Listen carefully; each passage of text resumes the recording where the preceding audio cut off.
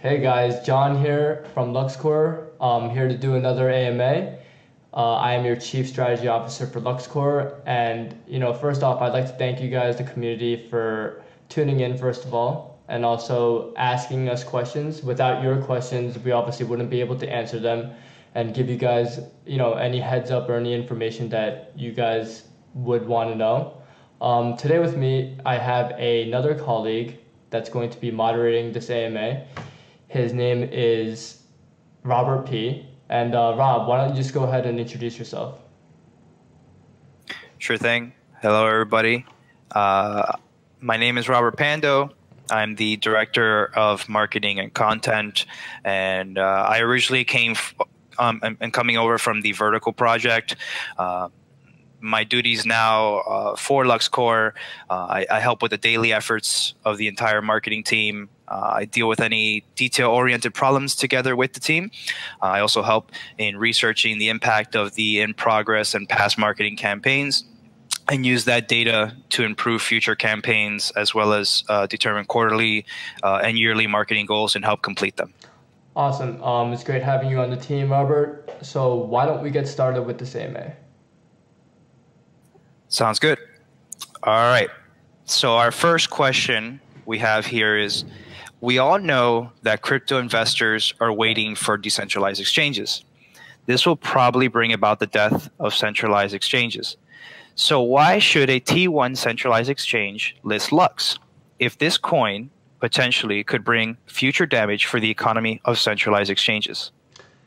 So let's talk about decentralized exchanges and centralized exchanges for a second here. Obviously, we're in a very early stage of blockchain. So, and unfortunately, decentralized exchanges aren't as big as we'd want it to be. And I think in the future, obviously, we want it to be the biggest thing since, that's why Satoshi wrote his white paper and whatnot for things to be decentralized, right? But, at the end of the day, we're at a stage where centralized exchanges are way bigger than decentralized exchanges. And obviously, getting listed on a T1 would be a pretty big deal for us. And we're still trying to, accomplish that.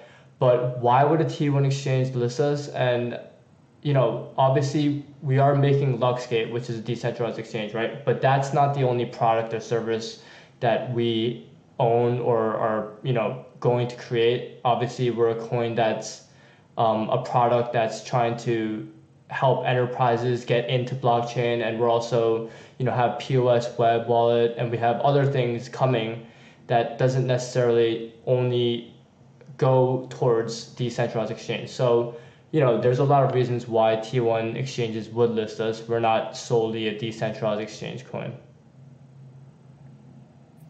Yeah, you're right. And one thing that I want to point out as well is that, some of these big centralized exchanges are coming out with their own decentralized exchanges. So if they add us naturally onto any of these T1 centralized exchanges, once they launch their own decentralized exchanges, we would naturally navigate to that. So I don't see any reason why they wouldn't want to add us. Yep, definitely agree. Okay, so our next question asks, any news about the proof of work every 1 minute? Some of you guys might be disappointed by this answer, but we did have talks with our dev team, and the main thing that they were stressing is chain stability. And I think we can all agree, not just us, but miners and also the consumers, that chain stability is probably the most important thing. And because we want to keep that chain stability, the devs have recommended that we stay with POW for 2 minutes, and I don't think that's going to change, unfortunately, in the future. Yeah, I agree. Chain stability is of the most importance. Okay, so our next question asks, the decentralized exchange space is growing. Binance announced its plans to launch its decentralized exchange in Q1 2019. Bitfinex has several decentralized initiatives. Things like Aurora are ramping up. How does Lux plan to beat them? What makes Lux unique over them? That's a good question. So LuxGate obviously is everyone here is trying to be unique in their own way, especially, with their products, right? So all these ICOs out there are trying to be unique, but they all probably are trying to save a similar solution. Being a DEX, obviously, we're aiming for one solution, right? Which is to be decentralized as an exchange. So I think the question is what unique features are we going to have that compares to Binance or Bitfinex initiatives and IDEX or EtherDelta, right? So I can't speak for Binance and Bitfinex, but decentralized exchanges like IDEX and EtherDelta, they're obviously run on a web app primarily, like solely actually. So that's all you can find it at, right? So LuxGate is going to be all done through the actual wallet, through the software wallet. So I think that's a huge unique feature that we'll be having. You'll be able to store multiple coins on a software wallet rather than on just your web app. So I think that's what makes us unique over other DEXs. Once again, I can't say how Binance or Bitfinex is going to be doing it. Yeah, very true. I think having the software wallet as decentralized exchanges, very, very promising. The next question we have here is, the community is looking forward to the first of its kind LuxSkate, the flagship product. Not much info is available on its internal working. For a successful decentralized exchange, mass adoption is key. Based on what we have seen and heard so far, LuxSkate will operate inside of a desktop wallet. This will make it very hard for quick and successful adoption. Are you planning to support a responsive web-based solution for LuxSkate that will not require users to have desktop wallets? If not, can you? There's a very simple answer for this one, and the answer is yes. We will have a web-based solution for LuxGate, and obviously, along with the software wallet that will have LuxGate on it as well. So, there will be more than one use cases for the actual web wallet. For the decentralized LuxGate on the and which platform it's being used on. So the first version that's going to be coming out is only going to be on Luxcore, which is our light wallet. And, in the future, there are definitely plans to be creating a web-based solution. So yes, the short answer is yes. Great. So on to our next question. We have, can you share any news regarding partnerships, product end users, or income-producing relationships? McAfee is working with many projects and initiatives. He has his own company and is about to start a campaign to run for president. From the outside, it would seem he is working on everything but Luxcore. Behind the scenes, is McAfee contributing to Luxcore? So there's two questions here.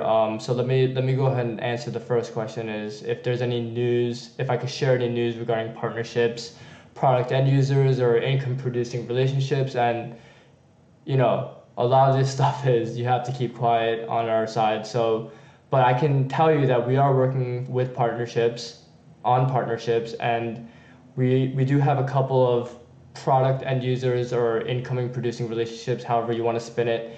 We do have a few up in the air, obviously due to legality reasons on the web wallet. It's going to take a while for them to come into fruition. So we are definitely working on those. And as far as McAfee and what he does to contribute to Luxcore, first of all, let me, as you guys know, me and a couple of other teams on the members of the core team, we were able to visit John McAfee at his house to record the shoot for the TV segment, and we had a long conversation, obviously, about Lux and what direction that we'll be going towards, and he has a lot of things planned for us. So he is definitely contributing. Obviously, you can't see it yet, but it's definitely there. Yeah, I'd have to say that I'm looking forward to the segment that you guys filmed with him on the Innovations TV show, and I want to tell everybody to keep their eyes on the lookout for when we announce that it'll be airing. So the next question, before we ask it, it's directly related to marketing, and who better to answer it than you, right, Rob? Correct. All right, so let's flip this role and let me ask you the question real quick, okay? Can the community have an insight into plans for promoting Lux to new buyers?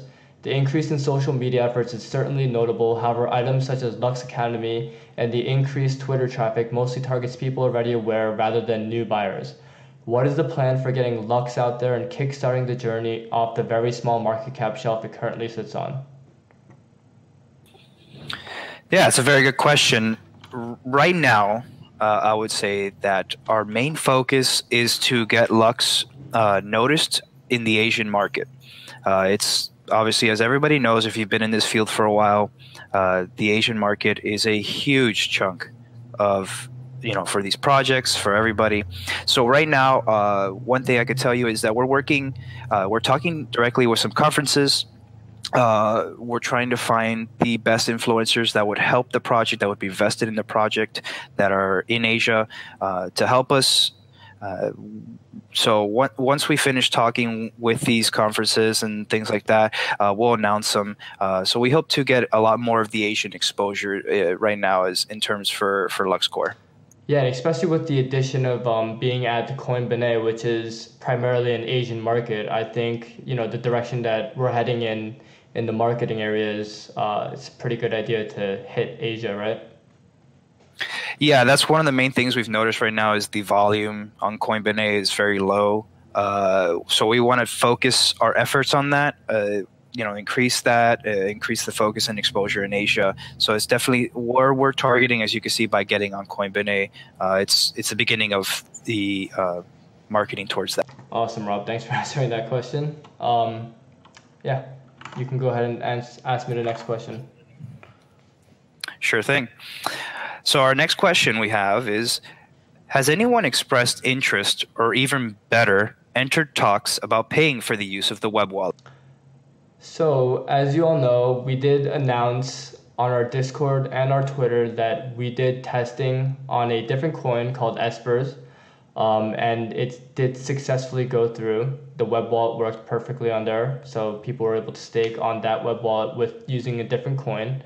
And after that successful announcement, we did have a few coins come to us asking if they could use the web wallet as a service. And I previously answered this on one of the questions before, but due to legality reasons, which I can't say what obviously, but there are some issues that we're going through that we need to get tidied up, and hopefully once we get past that, we'll be able to reach back out to these users, to these teams and these projects, and give them a package deal or whatnot to see how we can deal with this. Yeah, that was very exciting about Espers and the successful testing. So we have our last question of the night, and it asks, will you guys have beta spots open for LeftSkate so we can try it? Quick answer is yes, but obviously, there's still a lot of things going on with LeftSkate. I can't give you a timeline, obviously, and there will be internal testing, but I can promise you that once we do have beta testing open, we will let you guys know through our social media channels on Medium, Twitter, our Discord channel. So just stay tuned and watch out, and hopefully we will launch a beta session soon. Thank you guys for joining us on this AMA. Without you guys' community, we obviously wouldn't be able to answer all these questions that you guys ask, and just continue asking questions, and hopefully we'll be able to answer them all. And the channel will open again soon for November's AMA, so just be on the lookout for then. And Rob, do you have anything we want to say before we hit the switch?